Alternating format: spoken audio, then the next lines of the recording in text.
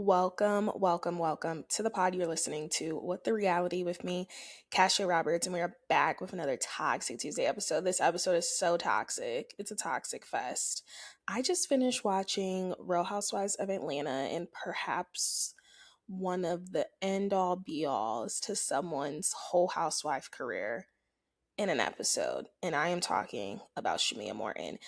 We are doing a very impromptu episode. I was actually in Atlanta a week ago. Very nice out there, very good vibes. I did not hit any of the housewife landmarks except for I think they filmed at like the fish market or something. I did see that. I just need a lot more time in Atlanta in a car. I don't know, or I need like it's not definitely a walkable city. Like it's definitely like Uber here, Uber there, Uber everywhere. Yeah, it's definitely like a city you would need a car. It's different because I feel like maybe like other cities we've had a rental. Maybe we should have done the rental thing or like it's definitely one of those like the Ubers add up down there. The money and stuff adds up down there. Um Shockingly, it felt more humid though in Cleveland than it did even in Atlanta, Georgia. But it's so fitting that we were down there. Um, Really nice. Lenox Square, amazing. Discovered this Korean beauty skincare store, which I'm like, I needed in Cleveland or wherever I'm at next. Like I need that Korean skincare store. I'm a huge Korean skincare beauty girl. I credit it to a lot of my stuff. If you guys are ever curious, for those on YouTube, how my skin is so flawless and glowy, I contribute a lot of my skincare progress to Korean skincare mask and products. Anyway, I am very conflicted about this episode. We don't really have any reality topics. I really want to hop into Real Housewives of Atlanta.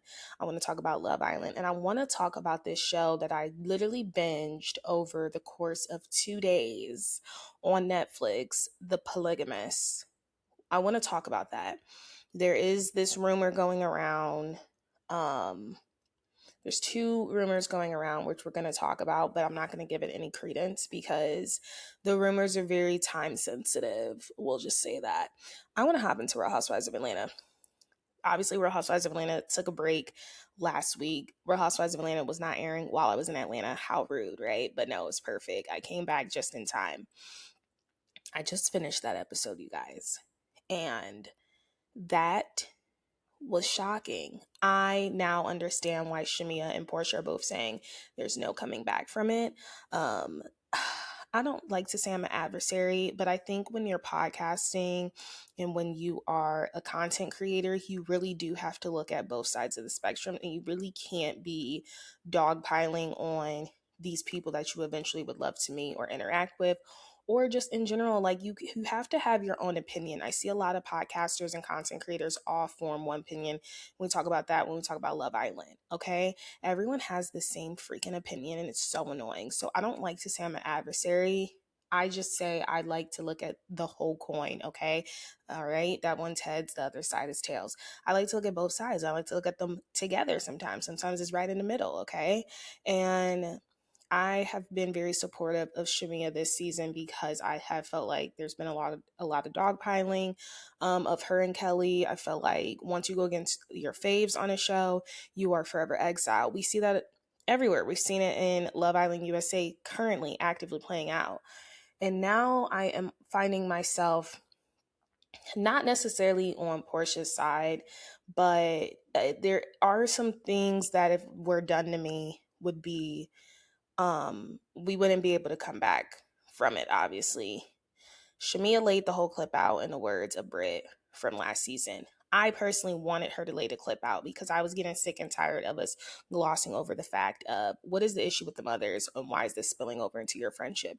And it's like, honestly, when you look at it, of a friend, like when your parents are fighting and you're friends, it's clearly going to affect your friendship. This whole episode was a lead up for Shamea, and we could see it kind of being foreshadowed. You know, even K. Michelle, when Pinky's like, I know there's still like some weirdness between you guys. Even K. Michelle's like, I just think she got a lot going on she think everybody her op. And I really appreciate K Michelle remaining very neutral. I really appreciate her not dogpiling, but I also understand K Michelle being like, this isn't the friend that I'm used to seeing. This is someone that has their back against the wall and that thinks everyone is out to get them. And it's like, you as a friend, when you start recognizing that, it's best not to even dogpile or add on, right? I think K Michelle is mostly like, I'm not about to add to her stress right now. However, is there a difference in her and us? Yes, there is. So we kind of see that building up throughout the episode, right? So I'm like, oh my gosh, it's like K Michelle and Shamea gonna have like a conversation. Like there's always like a conversation needing to be had, right? But K Michelle opts out of it. She's just like, it's not necessary right now, okay? The ladies partake in some festivities. You know, it is day 2 of Scotland. And yeah, it was a very dry episode leading up to the dinner. And I'm not even going to say dry. It was just a very wholesome episode, okay? We do know Pinky had another breakdown. And I watched Pinky Cole on Cam Newton. I thought it was an amazing interview, and I might make a TikTok about it. So I will recap it and just give my bullet points. But I think it helped me understand like Pinky Cole so much more. And I would honestly, if you're on the fence of like Pinky Cole and you're like, who is this woman? Who is this hoe? Right? In the words of Kenya Moore, if you're kind of just like finding yourself on that and you're just like, who is this person, right? Watch the Cam Newton one. She talks about everything she's overcame. You know, I didn't know Slutty Vegan really popped off during COVID, right? I just knew it was pretty popular. Oh my gosh, guys, Slutty Vegan's actually coming to Cleveland and Columbus. So that'll be pretty dope. And it's coming this fall. So I'll definitely be here to see it. Definitely want to check it out. But other than that, I really appreciate Pinky Cole after watching her on Cam Newton. I was already kind of like team Pinky Cole. But Pinky had to break down this episode because she's like, I just spent $20,000 in 24 hours because she got lawsuits, she got to pay this. It was just a lot. It's like, imagine. And that's how I will say, in terms of her and everyone's like she's broke and this whole bankruptcy thing, I will say we're talking like serious money. Like for her to go bankrupt, this is like serious money. The issue was that she was only being able to float, like she had like 5 million left in the bank for this business, right? And so when someone would be like, oh, that's plenty. Now when you have all of these franchises, now when you have to pay the mortgage on your restaurants, now when you have all these bills, 5 million is not enough to keep it afloat. So she really did break down the business model and what really went wrong and how she did have regrets of walking away from her brand very early on. And kind of not, obviously I'm not going to compare like, you know, these two stories, but I am going to compare the women unfortunately, you know, selling their brand or, you know, giving it to someone and mostly becoming like the face of a little too early. This reminds me of Jo Malone's story. Jo Malone has, ever since she sold her brand to Estee Lauder, has regretted, you know, even doing that, you know, and just like she says she just regrets doing that. And from what it sounds like, Pinky Cole did not want to throw this business partner under the bus. Also, another gag from the interview. Guys, I'm about to give you the Spark Notes version because this is like just leading up to everything in this scene when she's talking about in Real Housewives of Atlanta. The same business partner is the same one for her husband for the Philly cheesesteaks. So obviously she's not in business with that guy anymore, but he was invested in both of their businesses. So I'm like, dang, right? That's insane. Other than that, it just reminded me of like the Jo Malone story, of like a woman regretting selling her business prematurely, right? To a huge business, to a huge company, right? Angela takes Pinky's tears and associates it with money. And that's why I'm like, I don't know if it's just me, but I'm really kind of looking at Angela sideways because you too would be crying if you lost 20K in 24 hours. So I'm just like, Angela, she's just very. Is she a Sagittarius? She's very sneaky to me. She's very sneaky and conniving. I need to look up her zodiac sign like right now. Angela Oakley, zodiac sign. Let's see when her birthday is. She's a Taurus. That is shocking. I mean, it's not shocking, but it is shocking. I thought, yeah, she's very sneaky, in my opinion, very sneaky and kind of annoying. Like, it's just like, you too would be very affected if you had to spend $20,000 in 24 hours unwillingly just on lawsuits and stuff. Like, we know you've had issues with your real estate stuff. So I didn't like that comment of her saying basically Pinky needs to realize her worth is so much more than what's in her bank account.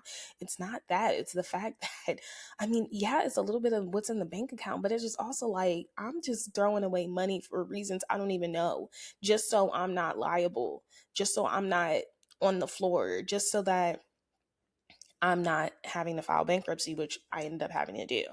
Like, I don't think Angela understands like how much of a mental warfare Pinky Nicole is going through right now. And to kind of subside her to, you need to know you're worth more than your money. It's not about that. It's about, I'm running these businesses and clearly stuff wasn't being handled. And now I gotta pay 20K within 24 hours. Like, it's so much more about the money. It's so much more. It's about her brand. It's about her company. It's about her like reputation. Like, it's just like, I don't even know where this money's going to. These lawsuits that are coming up out of nowhere, like, it's a pretty serious thing. So I don't like how Angela kind of like minimizes her, and she's just like, like, she would be a lot happier if she realized it wasn't about the money in her bank. And it's like, it's not even about that. This ain't even her bank. This is her business bank. And it's about her businesses. So sometimes whenever I see Angela Oakley, it do be giving hater. Like, I do think Angela Oakley is high key a hater. She has moved on from the whole Porsha situation, but she still bring up the fact that Porsha will sleep with your man or any man whenever she can. She still just be poking at people in confessionals, and she's a very shady person, and she's not to be trusted. The last episode prior really left a bad taste in my mouth about Angela Oakley, and I'm seeing it even more. And now it's like, this woman is literally crying and vulnerable, and you're like, you're crying about money. And it's like, yes, bitch, like, what else am I about to be crying over? Like, I owe 20, like, I just spent 20K for something I don't even know what. So it's just like, Angela, you would be crying too, or weren't you crying last season when it was giving you had to give up your real estate dreams? The flipping wasn't flipping, okay? And you had Charles constantly investing in your money or your business, and it wasn't coming to fruition. So I also think with Pinky is sort of this loss of a dream. Like, your dream is crumbling. This is a business. Yeah, a business that's supposed to be bringing in money, but right now it's just producing money. It's a lot bigger, and I don't like the fact that Angela is kind of like, you're crying about money. Get over it, girl. I don't like that. I don't know, Angela. I don't know. I think you're letting the fans get to you. I think you are more important than what you are. And I think she might need to be humbled, especially come the reunion, which apparently was really good.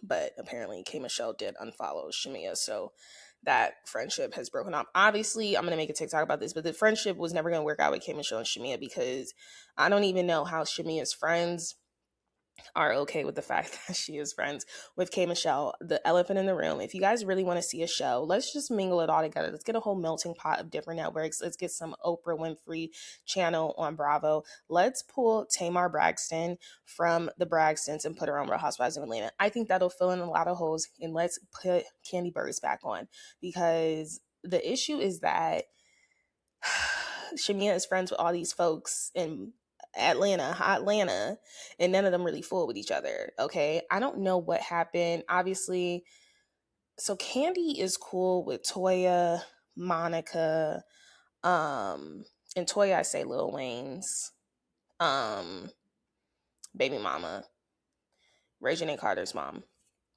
Candy Burris, obviously. We got Monica. We have Neo's wife. Somebody in that group, and Rashida. There we go, Rashida and Rashida's from Real Housewives. I mean, from Love and Hip Hop Atlanta. Rashida is not cool with K. Michelle. Okay, What did K Michelle do to Rashida? Oh my gosh, Rashida got bags. Her husband's a girl. Okay, I'm just trying to like remember because there's been a lot on Love and Hip Hop. Yes, Rashida got bags. Her husband's a girl.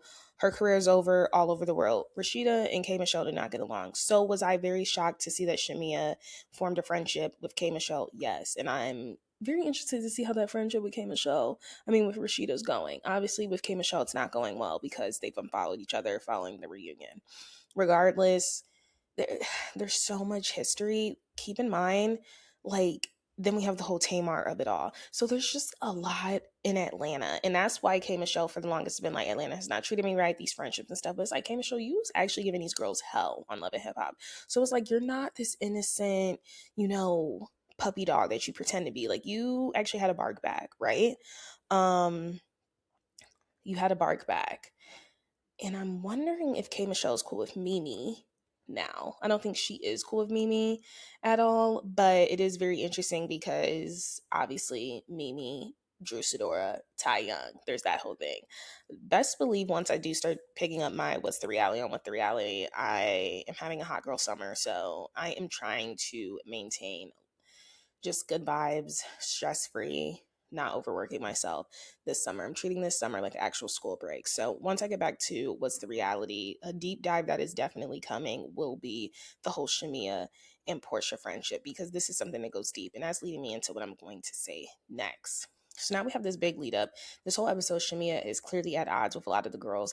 And now she, in the midst of all of this, is finding out that like Kelly is cool with Porsha and them. And now you can tell it's really starting to sit with her that she's like, wow, I'm the odd man out. And I think she hates that. And I think she's just kind of like, what am I supposed to do with that information? So I think Shamea literally was trying to not even conjure a storyline. I think this is what's happening. And that's why I appreciate her laying the clip out. But it just didn't make sense. So she's bringing up the fact of like at the dinner table, she's like, Porsha, I was shocked to learn that you don't want your daughter coming over to my house. I wouldn't do anything to harm your kid. In that same breath, she was like, your mom slept. Your mom wanted to sleep with my dad. And I was just like, what? And then Porsha's rebuttal, which I'm not giving any credence because I do think Porsha just made that up. She was like, your mom slept with your brothers. I slept with your dad's brother. Rewind. How did we get here? Shamea clearly feeling the type of way. Everybody's cool but her. She sat down at the table. Porsha and Kelly are going over the grievances and how long of a way they've came. Kelly says she likes Porsha better when she's dating girls. She says she's nicer. And yeah, they're having a key. Shamea's watching it play out. She doesn't like it. And she brings up the kids. Yada, yada, yada. This comes after, though, Drew, which I thought was a little weird, brings up the dynamic between Dennis and Porsha. Basically is saying, I met up with Dennis in the studio. He's saying he still likes you, all this stuff. And yeah, I guess what really changed with Dennis is when Sway entered the picture. He's like, there may be no winning Porsha back now, right? And she said he needs to just focus on being like co-parents. And then somehow that got into Shamea wanting to be like, well, speaking of, I'm shocked that you wouldn't have Pilar over to our house knowing I wouldn't do anything. And then they start getting into it. And she was like, and then to bring up my mom, it really snowballed into this whole thing. She's like, why would you bring up my mom on social media when we both had said we didn't want to be on there? And now we're revisiting just old storylines. So she's like, I knew you didn't want me to be a peach holder. All of this stuff, yada, yada, yada. And then she drops the bomb about the moms. And it's like, we have said for the longest we've wanted this information about the moms. Like, what is the real tea besides the whole daycare thing? I was doing some investigating, some due diligence on the side, and apparently, let me pull up. Like, honestly, there was some threads or whatever, because we all know it was about the daycares. Shamea's mom had bought the daycares from Diana, right? Let's see. Diana and Shamea mom drama. I'm gonna find a Reddit thread because, like, what is going on? So we know that Porsha is the first one that has brought the attention about like the moms and like the low down dirtiness. So first of all, we had the daycare debacle. So the primary catalyst for this fallout is business related. Fans widely agree that, okay, this is an AI thing. So basically, Shamea's mother purchased or took over commercial space on a foreclosed daycare center that Miss Diane either previously owned or was actively trying to secure, which was seen as a major betrayal. In the midst of that, though, I will say I heard that she was only able to do that because the daycare Diane was not going to get it because allegedly um a kid did pass away. I don't know if it was under Diane's care, but it was under her daycare, allegedly. That was one of the rumors that have been going around. So I guess then it was up for foreclosure and Shamea's mom bought it. So that's kind of like betrayal number one that we're apparently talking about. My question is, did this happen after Momma Diane tried to sleep with Shamea's dad? Was this kind of a get back thing, like, oh, since you want to try to sleep with my man, I'm about to buy your daycare business? Because that's what it's honestly giving, a retaliation. Because why else are you trying to do this? You know what I mean? Especially if we're friends. That aside, I don't understand how Shamea, her mom, who I cannot remember her name for the life of me, Diane and Porsha have all even been able to remain friends after this whole debacle. It has seemed like, I don't know how they've been able to even keep a relationship if something like this seriously has happened. And then my question to Shamea is, if Momma Diane has indeed tried to, sleep with your dad, why do you even want Pilar and Porsha and them around? Why are you still trying to be friends? I don't know. I think it happened though. I do think something probably happened back in the day when they was all kicking it friends and they probably tried to sleep together. I do think Porsha and her mom are very similar. I don't really care for her mom. Her mom okay, but like from what I've seen, her mom is the type to like, you need to marry a rich man. You're not the rich man, right? And I think that's what she instilled in Porsha. And I talked about this in one of my deep dives. I swear I did. I swear I did. And I think this was Porsha and Simon's deep dive. I talk about how you can tell Momma Diane is the type to be like, you are, you need to be securing the prize. You are not the prize. Like, you know what I mean? Like, you need to chase the bag. Like, I think that's her morals and standards. And also, that's very Southern culture. Like, the moms raise the daughters to find the meatiest, the greediest, the most financially secured, wealthiest man ever. That is very big in Southern culture. So I feel like that has been Momma Diane's personality. Now, was she trying to secure the man too? I don't know. But this reaction, this big blow up, this bringing this to the table, I think the moms definitely should be at the reunion. Obviously, they're not. The reunion's already filmed. I think the moms should be at the reunion. But this is why everyone has said since Scotland, there's no way Porsha and Shamea will be cool again because of the depth of this relationship and the severe ties. The women's reaction at the table was no one was expecting this. And then obviously to reverse it, we have Porsha saying, well, your mom slept with your dad's brother.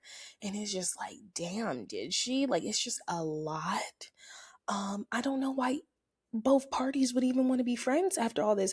I don't even know how the moms could be friends after the business betrayal and even the sleeping of husbands of brothers. Like, if these are things that are happening, this is a messy friend group.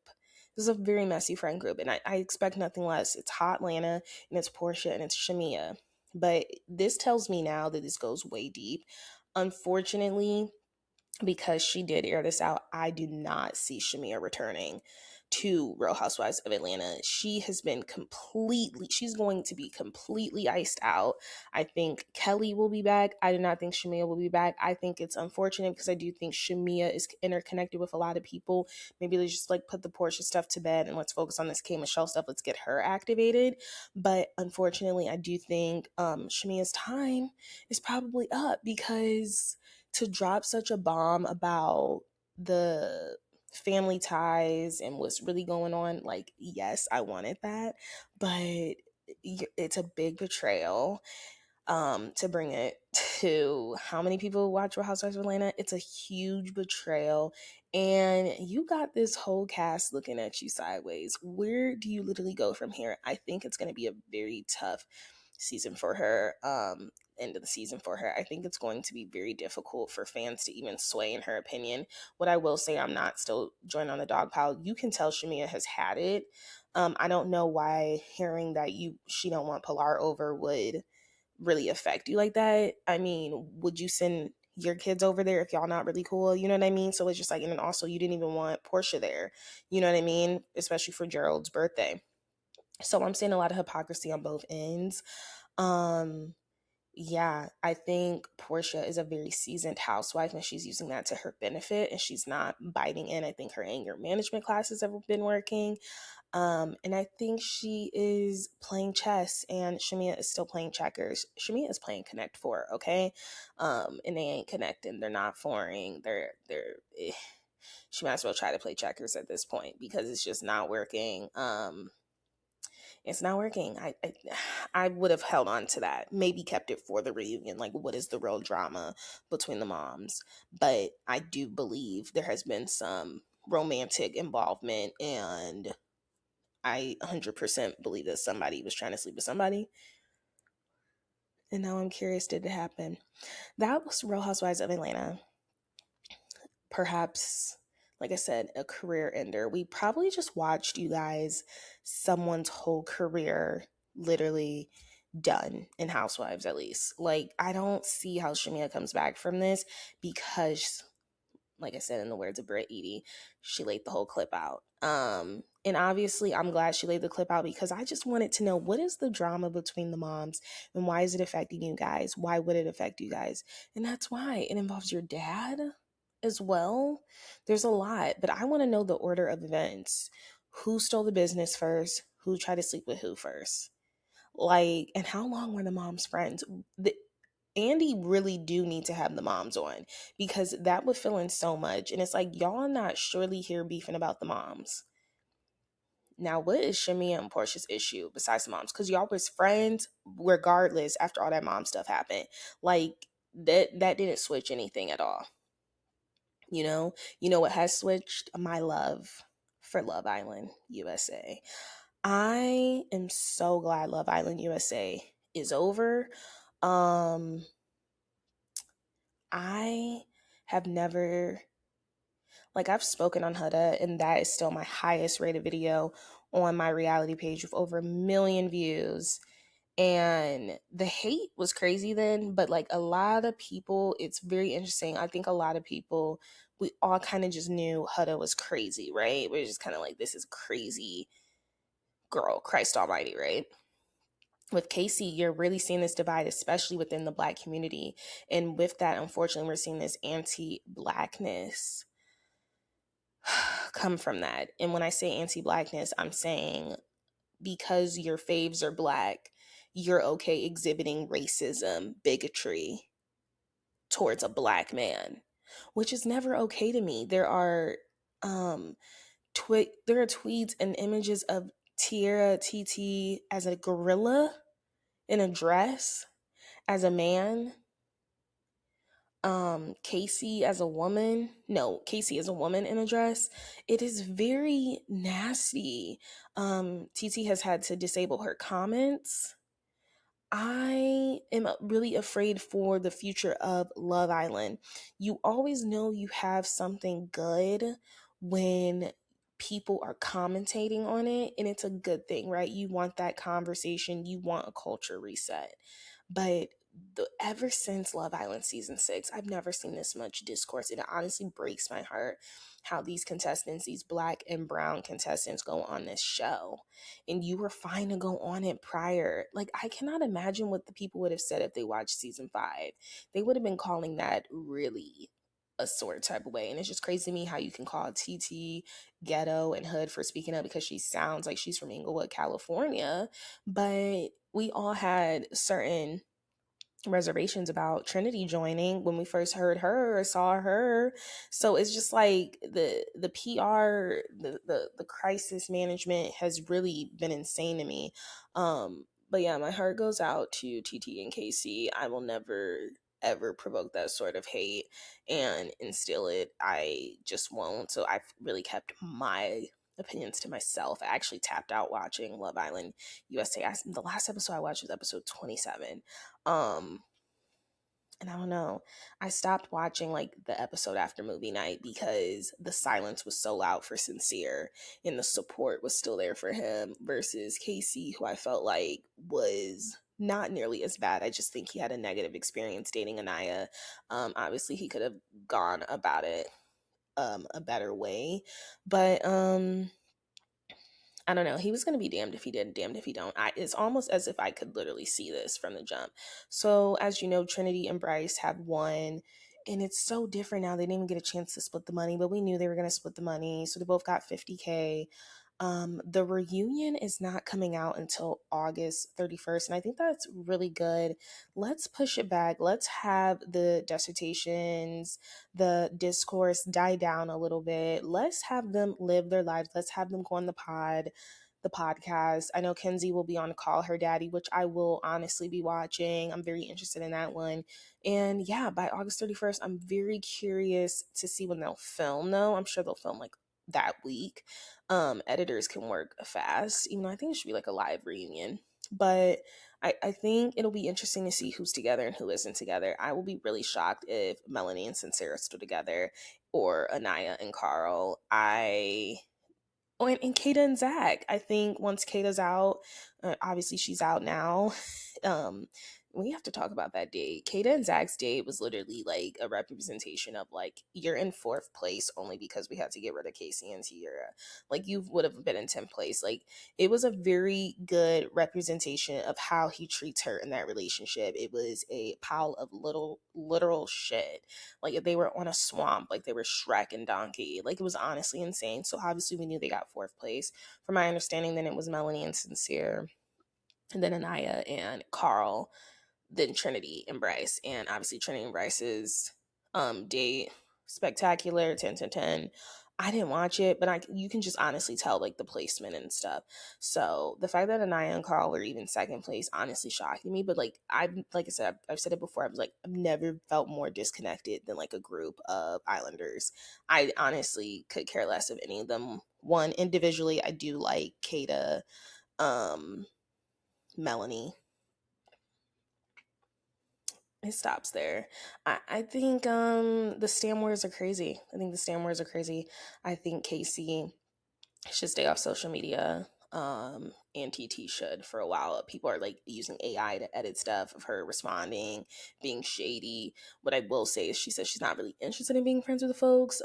We do know that Kenzie's already caught talking crap about the core 4, the final 4. I find it very interesting that a lot of the dumb people are not messing with anyone that's made it, and it kind of tells a story because normally that never really happens. Normally it's like people get dumped and like, I was so close with XYZ there, like I'm rooting for them. These people that have been dumped, they're not really rooting for any of these people. They could really care less. They're like, this is a very terrible batch. And I agreed that it was a terrible batch of people. Parmita and Corbin, I am interested in that After Sun. I'm probably just going to tune in and watch that. Sierra was not there physically because she has to film for Summer House and they already put it on hold for her too long. I was shocked to see KJ is actually filming for Summer House because I thought he was not as bad for his mental health. Speaking of Summer House, this is one of the rumors I was talking about that I don't really want to give credence to because obviously it's such a time-sensitive rumor, but Amanda has been spotted a couple of times in a flowy dress and people are saying she's pregnant. who is the daddy. It could be Kyle Cook, it could be Wes Wilson. We don't know. Another time sensitive is that we do know someone on I think they were saying the right side of the couch at the Real Housewives of Atlanta reunion is pregnant, and the only reason we know that is because Claudia Jordan, and I'm very disappointed to say that she would share that. I don't know why she would share that information. I think that was very premature and very rude to share someone's pregnancy news, but Cynthia Bailey recently did on the Humble Brag podcast confirm that there was a pregnancy announcement. So because I watched Pinky Cole on Cam Newton, she had a top on, but it's like she was sitting down. Um, I don't think she was pregnant. So I don't know. Hopefully it is Shamea in the surrogate. Like hopefully it's a good pregnancy. Who's on that right side? Or it could be K Michelle. I know she was looking to really grow her family. I don't think it is who's on that side of the couch. I don't think it's Kelly at all. It can't be Kelly at all. But yeah, that is in terms of Summer House, Love Island, Bravo. Like I said, I'm so glad Love Island is done. I want to talk about Love Island UK that is still literally bringing in bombshells after Casa Morton. It's like, this is what dreams are made of. This is what Love Island is made of. There's some new bombshells. The girl's eyes are beautiful. Her brows were really nice. So I'm really excited for that. But now we are seeing kind of the end of Sean and Lola. Spoiler alert, you guys. I got the spoiler alert because I'm on Twitter that they were dumped or that they self-dumped because they found what they were looking for. And I think Sean was a little upset. But honestly, I'm kind of glad that she'll be leaving the villa soon because, you know, Lola has been a true bird, like a true daffodil. I also think Sean is really weird and messy. Like, I don't think Julia or Juliet was like really flirting with him like that insane at all. I think that he wanted to make Lola jealous and he successfully did that. And yeah, now I just got an idea. Um now not siesta. Okay. And now Lola's like starting something with Juliet. But it's kind of funny because it's like I think everyone in the villa is like realizing how crazy Lola is. And it's like she is so gun-ho on winning this money or like making it to the end or having a boyfriend. She doesn't care. When it's like I don't even think her and Sean are like compatible. First of all, she said the money thing was a big thing for her and they kind of glossed over that. And then second of all, you can tell she's very petty and he doesn't like when she's super petty. He doesn't care for it at all, even though you're the one that made her petty. So very interesting. Angelista and Simba, I hate to say it, but I'm actually rooting for them at this point. I love how he is literally simping over her. As soon as he brought back Mara from the Love Island Casa Villa, he regretted it instantly, and it was so hilarious to watch in real time. Mara is a true baddie. I want her in All-Star games or whatever. She looks amazing. But yeah, your man wasn't in there, and the way that Jordan literally played her last minute when she was the only one that expressed interest in him. So imagine all of our shocks when he did not pick her. I was just like, boy, who do you think you are? Other than that, I'm kind of rooting for Angelista and Simba, even though I know they're not going to win. They might make it to the top couples, though. I just think when you have that much like back and forth, I'm really realizing in real time, Simba's genuinely trying to change for him. I don't like how Mika's like inputting, like, if you don't leave him, I'm gonna have to have a serious talk. When you were one of the girls he was trying to explore with, like Mika. I do like Mika, but it makes sense every time I'm reminded she's only 21. I'm like, oh girl, you got a long way to go. I like Angelista. At first I made comparisons to Mimi, because I thought Mimi was kind of boring. I thought Angelista was kind of boring, but I'm like, no, I kind of like her, and I like that, you know, unfortunately you can't help who you love, but not in a friend way.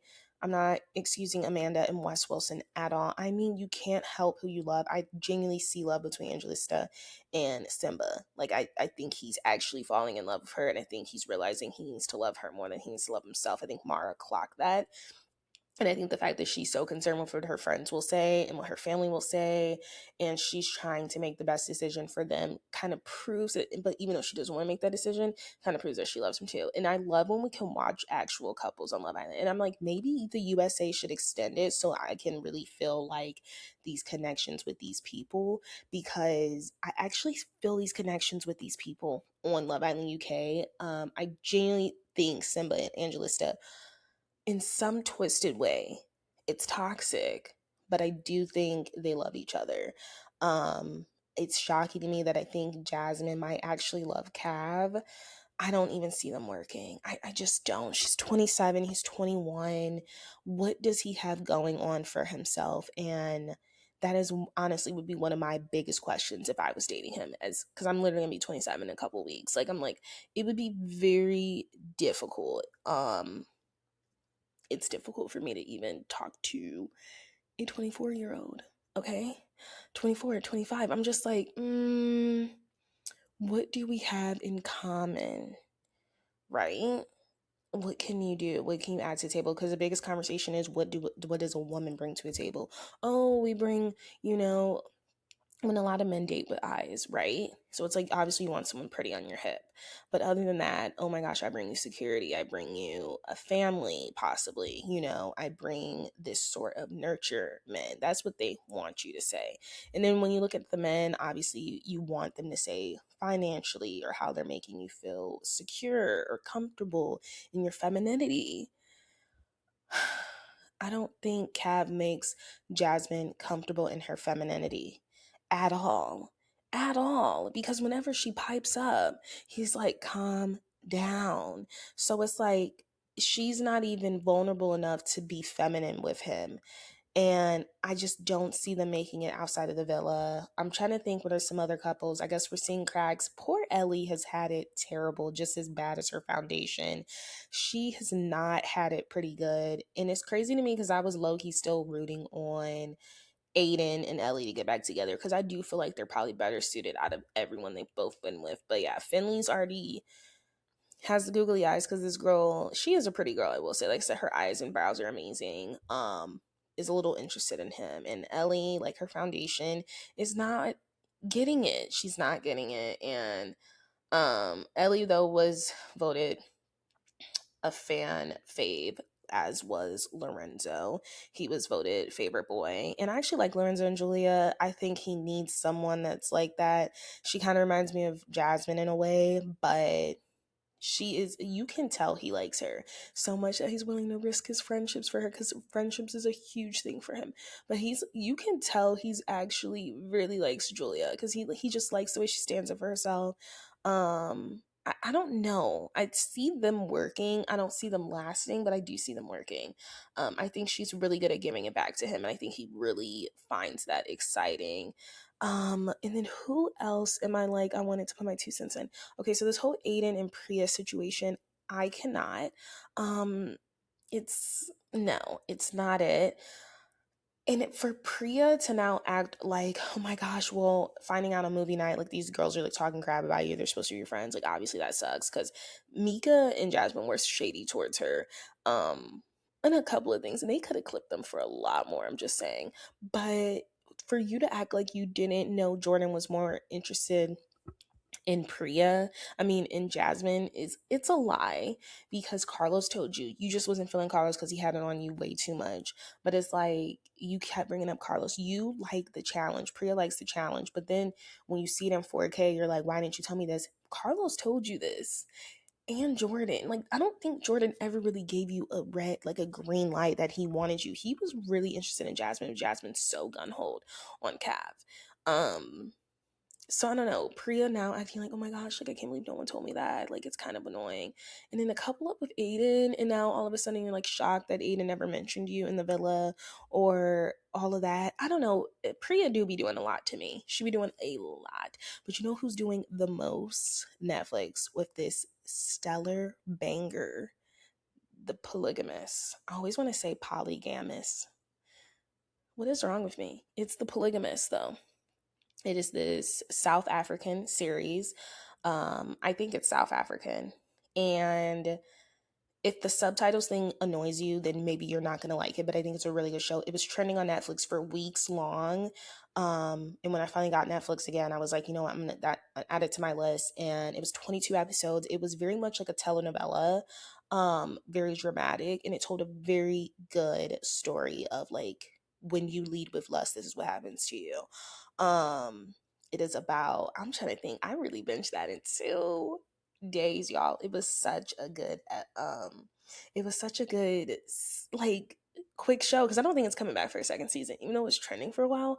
Let me just give you a quick synopsis. Okay, Netflix, pay me, because I'm going to get y'all some more watchers, viewers of The Polygamist. I think it was a really good show. I think it was executed very well. So it's basically about this guy. His name is Jonas, and it always throws me off because the subtitles say Jonasai, which I'm assuming that's how you pronounce it over there, or how you spell it over there. It's about this guy named Jonas, who is this power man, this CEO. He is in control of Holdings J&J, which actually we find out the other J stands for his wife, Joyce. So we are starting the series thinking everything is good between them, and well, not good between them. We know that he hasn't been at home for over a year. He's been living with this other woman. Her name is Matipa. How did that happen? He had some sort of lustful affair with this woman right after Joyce gave birth to their youngest son. But in terms of that, leading up to that, as far as we know, they had been pretty good. So his behavior was very shocking for Joyce to discover. He had been a loving husband. He had been there in the household, active and everything. So then to leave her for this woman that also worked at J&J, who's actually dating his brother Magesh, was insane, right? But this woman her eyes was on the prize of moving up at the company. And yeah, so she eventually met Jonas, and she was a little promiscuous, put it on him, and literally got him to send divorce papers to Joyce. And I say that because this throughout the series is kind of told through Joyce, or not even Joyce, is told through different perspectives. But as far as I know, Joyce is like the main HBIC. Out of all these women he's dealt with, he always comes back to Joyce. He will always respect and love, not respect, he will always love her, because obviously he didn't respect her. So eventually he realizes that Joyce is like, he can't get rid of Joyce. I mean, it's the mother of his children. He don't have children with none of these other people, as far as we know. And eventually Joyce is in too deep with this whole situation. She wants her husband back. She's tried. He was cheating on her again with the whole Matipa of it all. So she's like, you can be our second wife. That is huge in African countries. They have a lot of wives. Is it culturally acceptable though?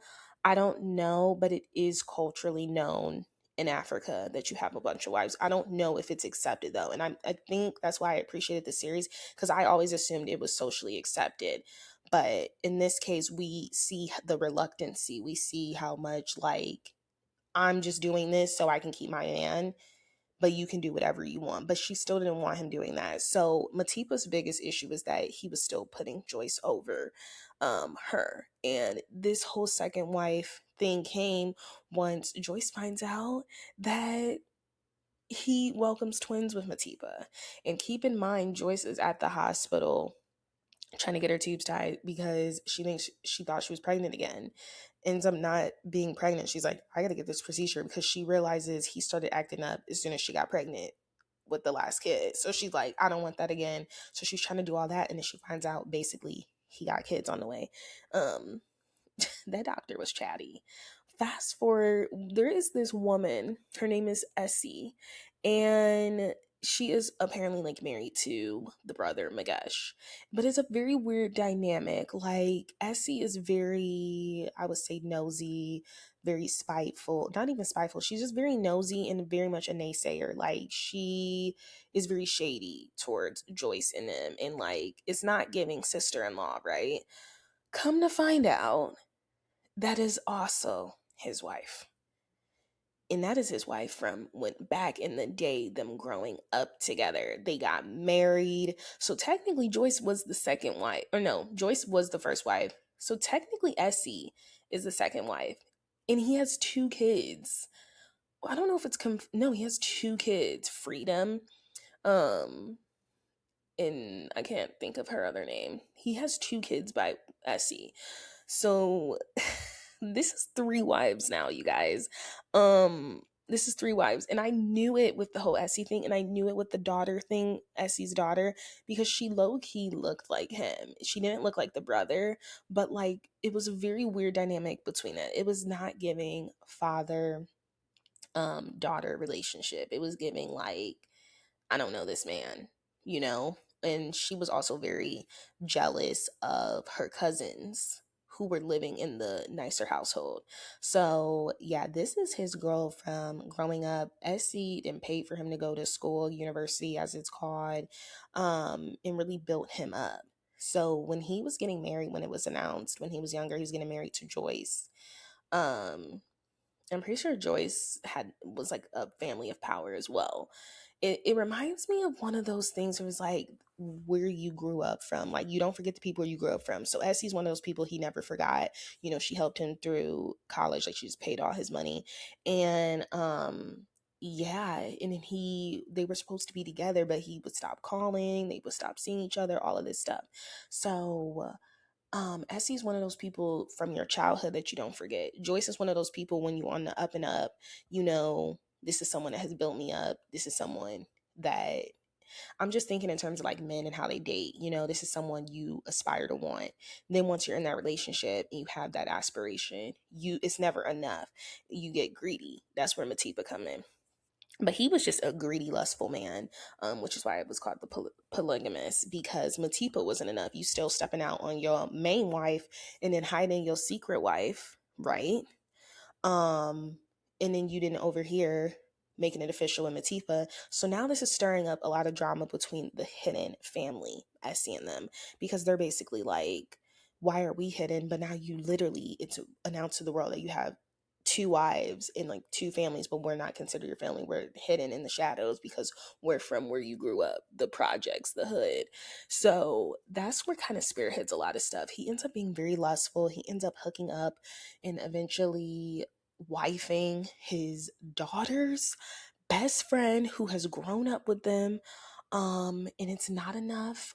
Joyce eventually can't do it anymore and starts planning his demise. She is basically planning his death.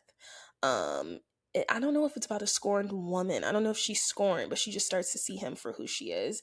She starts planning his demise. I don't want to spoil you guys basically, but honestly, let's talk about it. She basically starts poisoning his food. She meets someone in prison. She went to jail for like a day or two because she like almost burnt down his house with Matipa in it, and they basically like said it was her, but I don't know how she got out of that. But anyway, she meets this woman in jail who has HIV, and you know, she just never forgets that, I guess, or we see in the final arrangement of things. And so then fast forward to I'm like, what is this? I'm like, fast forward to like basically the end of the series, we realize that his death is because of Joyce. Joyce just couldn't stand it anymore. And keep in mind, throughout the series, like Joyce and Matipa end up getting cool, realizing this is a monster. He will never be satisfied. This is a lustful man. This is a man that cannot have enough. He ends up sleeping with the HIV infected woman that Joyce literally set him up with. And yeah, his demise is HIV, and it's so fitting because he cannot stop cheating on his partners. He cannot stop living this crazy life, this very lustful life. And I'm like, this is the only way I'm going to be using the term lustful, not like they do it on Love Island, because Love Island is always lustful this, lustful that. No, this man is a lustful man. And it's never going to be enough. So it's so fitting that his demise is literally from HIV. But it's a very beautiful series. I would definitely recommend it. Unfortunately, I did kind of give you guys the whole synopsis, but it's been out for a while. So it's not like I binged it and it was like freshly out.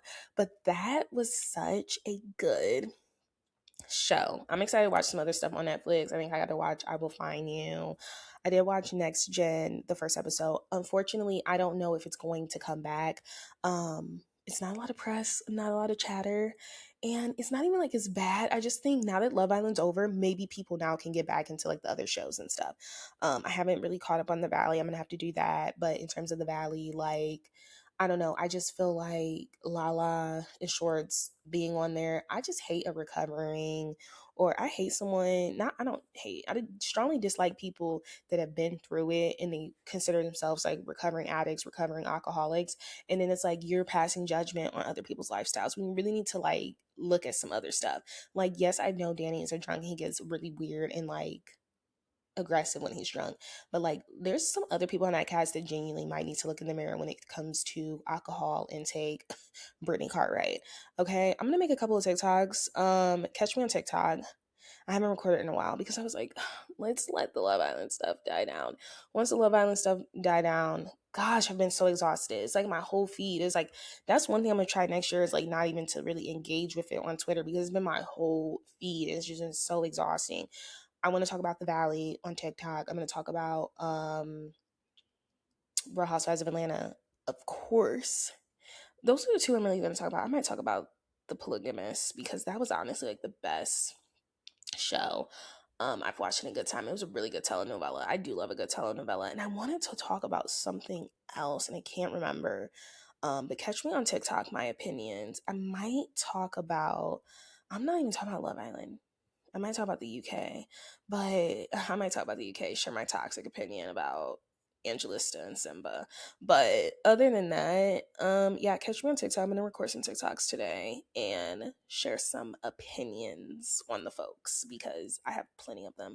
Thank you so much for listening to What's the Reality with me. Why did I just forget my outro? Because it's been a week. It's been a week. Thanks so much for listening to What the Reality with me. Cassie Roberts, until the next time, this was your Toxic Tuesday episode. I'm super excited next week to see what else is toxic going on. Also, shout out to Jay-Z and Beyonce, Rihanna. All the folks came up for Jay-Z's concert. He was performing. He has shaved off his head, looking like that old Jay-Z. The girls had the Timberlands on, the denims, the Yankee tee. Like, it was very New York. It was a very New York vibe, and it was amazing. Beyonce was there. Rihanna performed.